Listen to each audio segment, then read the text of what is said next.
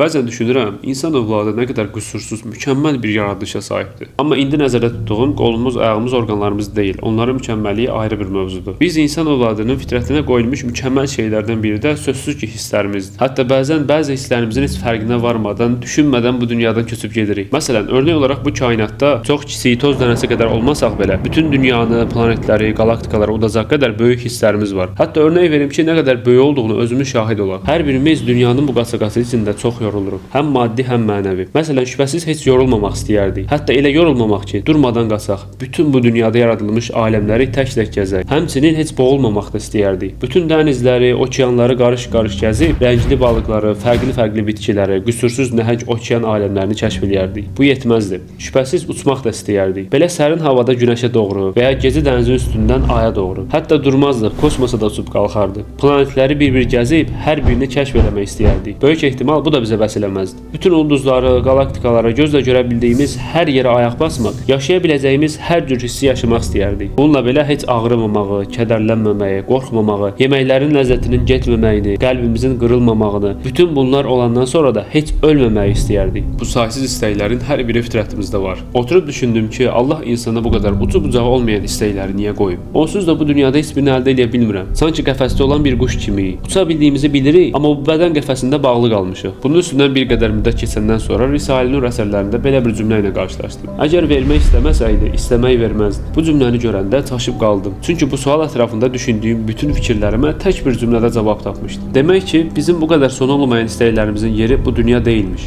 Nə bu bədən, nə də bu dünya o qədər böyük istəkləri qarşılaya bilməz. Onların yeri başqadır. İnsanın ehtiyacatı aləmin hər tərəfinə dağılmış, arzuları əbədə qədər uzanmış. Bir çiçəyi istədiyi kimi, qoca bir baharı da istər. Bir bağçanı arzu etdiyi kimi, əbədi cənnəti də arzu edər. Sanki sonu olmayan bu istəklərimiz cənnətin varlığına dəlil imiş kimi bizə səslənir ki, Rəbbiniz sizə bütün bu istədiklərinizin qarşılığını verəcək. Tək onun buyurduqlarına əməl edin. Təkəbbürünüzü bir qırağa qoyub, ona həqiqi bir qul olub, onun üçün çalışın. Bütün bunları dərk edib, anlayıb, əməl edib, onun istədiyi kimi bir insan olduğunuz təqdirdə arzuladığınız hər şey sizə veriləcək. Əgər vermək istəməsəydi, bu qədər hər şeyi istəmək kimi bir hissi sizə verməzdi. Demək ki, bu hissləriniz, istəkləriniz əsas məkan əbədi olan cənnətin malıdır. Bunun fərqində olun. Bütün yediklərinizdən, içdiklərinizdən, gördüklərinizdən, eşitdiklərinizdən sonsuz, əbədi bitməyən bir zövq alacaqsınız. Bu dünya həyatı sadəcə oyun və əyləncədən ibarətdir. Axirət yurduna gəlincə isə əsl həyat odur. Kaş biləydilər. Rəbbin üçün səbr et. Şübhəsiz Rəbbin sənə verəcək, sən də razı qalacaqsan.